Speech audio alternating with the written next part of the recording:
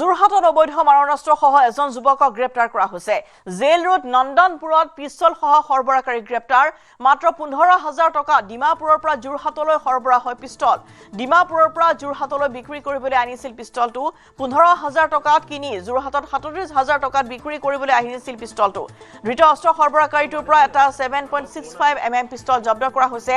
যোৰহাটত সক্ৰিয় ডিমাপুৰৰ অস্ত্ৰ সৰবৰাহকাৰী চক্ৰ।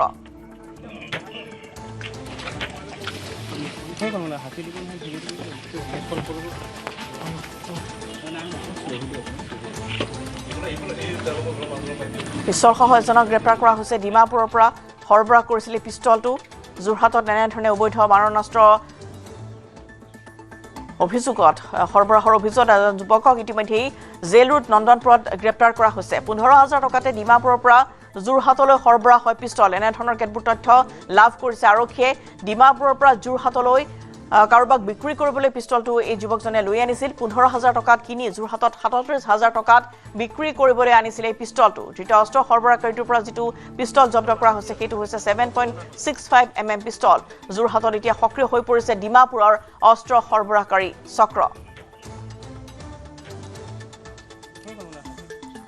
যোৰহাট আৰক্ষীয়ে পুনৰ সফলতা লাভ কৰিছে। আমি দেখুৱাই ল'ব বিচাৰিছোঁ যে এটা 7.65 পিস্তল এজন যুৱকৰ পৰা যোৰহাট আৰক্ষীৰ যি যান বাহন শাখাৰ পৰিদৰ্শক উৎপল বৰাৰ নেতৃত্বত অহা এটা আৰক্ষী দলে উৎপল দত্তৰ নেতৃত্বত অহা এটা দলে ধৰিবলৈ সক্ষম হৈছে। আমি দেখুৱাইছোঁ এটা 7.65 পিস্তল, সজীৱ গুলী আৰু এনেধৰণে ইতিমধ্যে জব্দ কৰিছে যোৰহাটৰ নগৰৰ জেল ৰোডৰ নন্দনপুৰৰ পৰা। আৰু যিগৰাকী ব্যক্তি সঞ্জীৱ, আপোনাৰ নামটো কি আছিলে? সঞ্জীৱ বৰুৱা। আপুনি সেইজন সঞ্জীৱে নহয় জানো? আজিৰ পৰা এটা গুলীচালনাৰ ঘটনা ঘটিছিলে যে বাগানৰ মাজত যে, মনত আছেনে? হয়, লখিমপুৰত ঘৰ আপোনাৰ। এইটো পিস্তল ক'ৰ পৰা আনিছিলে? মই নাগালেণ্ডৰ পৰা আনিছিলোঁ। নাগালেণ্ডৰ পৰা? কি কাৰণে? পইচা নাছিলে, মই বিকিবলৈ আনিছিলোঁ। বিকিবলৈ আনিছিলে? হয়। আপুনিতো তাৰপিছত নিজকে সংশোধন কৰিম বুলি কৈছিলে আপোনাৰ? হয়, মোৰ পইচা পাতি নাছিলে, বহুত অসুবিধা আছিলে, সেইটো কাৰণে মই বিকিবলৈ আহিছিলোঁ। এতিয়া ক'ত থাকে? লখিমপুৰত থাকে নে ক'ত থাকে আপুনি এতিয়া? মই ডিমাপুৰত মই ট্ৰিটমেণ্টৰ কাৰণে গৈছিলোঁ। ট্ৰিটমেণ্টৰ কাৰণে গৈছিলে? কোনে আনিবলৈ দিছিলে পিস্তলটো? বগাই আনিব দিছিলে। বগাই কোন?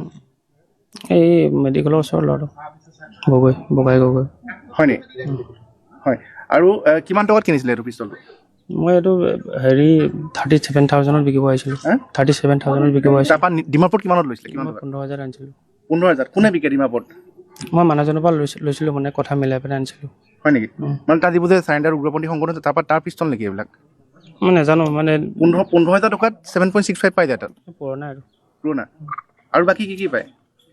বাকী নাজানো, মই এইটোৱে আনিছিলোঁ। এইটো আনিছিলে? হয়। হয়, ধন্যবাদ জনাইছোঁ। আৰু আমি উৎপল দত্ত ডাঙৰীয়া আছে। ধাৰাবাহিকভাৱে কিন্তু ঠাই একেখিনিয়ে নাগালেণ্ড আৰু ডিমাপুৰ, তাৰ পৰাই গোটেই যোৰহাটত এনেধৰণৰ অপৰাধৰ সাম্ৰাজ্য গঢ়ি উঠিছে। কি ক'ব? গোটেই বস্তুটো স্বীকৃতি আমাৰ, মই আগতেও কওঁ, এতিয়াও কওঁ, আমাৰ সন্মানীয় এছ পি ছাৰৰ তেওঁৰ নিৰ্দেশনা মতে, তেওঁৰ ডাইৰেকশ্যন মতে গোটেইখিনি আমি কৰিবলৈ সক্ষম হৈছোঁ। আমি টীম হিচাপে কাম কৰিছোঁ আৰু টীমত আমাৰ TSIও আছে, IC ভোগদৈও আছে। এই মানুহজনৰ ওপৰত আমাৰ ইনপুট আছিলে, সেইমতে আমি তেওঁক খবৰ লৈ আছিলোঁ, তেনেকৈ চেজ কৰিলোঁ। চেজ কৰি পেলাই আজি এইটো সফলতা আমি পালোঁ। গতিকে এনেকৈ আমাৰ অভিযান অব্যাহত থাকিব। যেনেকৈ আমি খবৰ পাম, আমাৰ সন্মানীয় এছ পি ছাৰৰ নিৰ্দেশ মতে আমি তেনেকৈ কৰি যাম।